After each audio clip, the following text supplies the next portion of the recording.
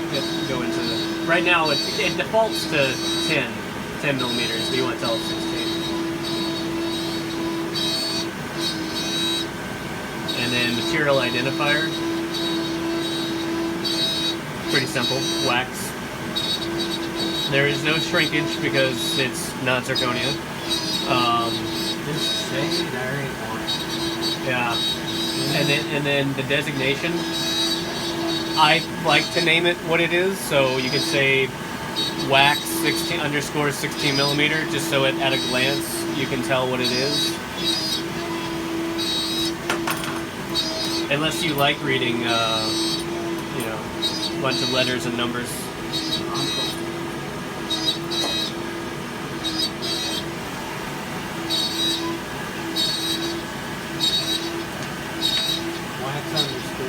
Got that.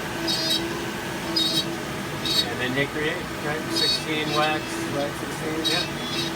Create. And now don't take it off immediately, let it think, and then you'll get a OK. So now you can hit OK, and take it off. Just hit X. Now you have to refresh this, so hit X and then hit material browser again. Or it's right there if you just made it, but if you hit this browser now, this browser. There you go. And so as you add more, they will continue to stack in that view. And that's just a really easy way to navigate to all of your projects. So what I like to do is put it in a holder first. True.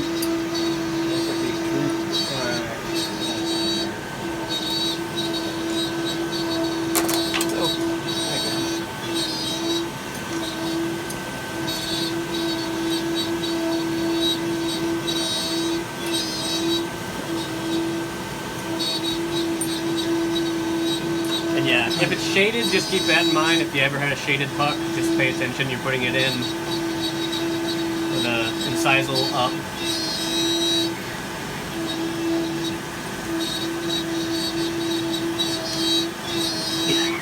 That went in easier that time. Yeah.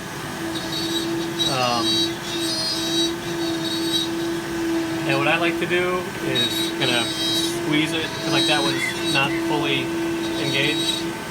So kind of undo the other one and squeeze as you tighten, that way they are locked in. If you don't have them fully engaged, then it can rotate. Yeah. So do you want the lettering in the front, like we did the other part? So we're going to put this on there. Oh.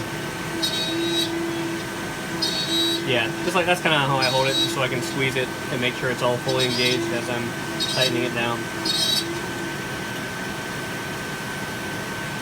And now keep in mind, once you start doing zirconia, you don't want to crank on it because it'll crack, right? Wax, PMA, all that stuff is really forgiving. But if you try and torque it down, it'll break, it'll crack on the edges.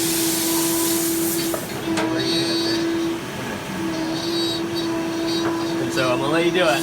If you bend it, if you stick it to yourself and roll it, it'll be no good. Don't bend it. And now, I like to start it as close to the edge, so that way it takes up almost the entire space.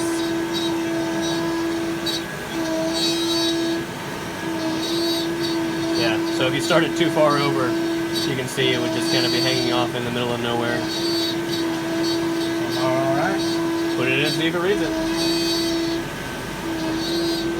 So I gotta put this on one of those.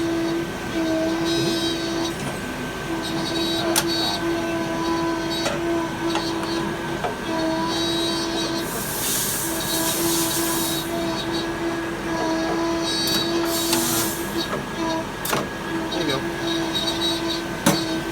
Now, actually, it shouldn't. Okay. It won't cycle while it's running. Once that project's done, it'll cycle through all of them, but it won't actually cycle while it's running. Just a weird little thing it doesn't do. You can still load projects up. Once it's done with that, it'll continue on. But if you come back out here, Like, it doesn't show as there being another puck in there. It just doesn't, like, you have to tell it to cycle. And it won't engage the RFID reader while it's milling until one project's done, then it kind of backlogs it.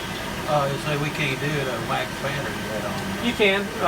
Like I said, once that project's done, it will then scan everything you put in.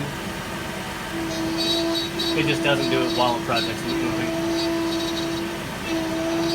So if I understand you correctly, while that's milling, you can't pull the other stuff in yet and start marking it and doing that.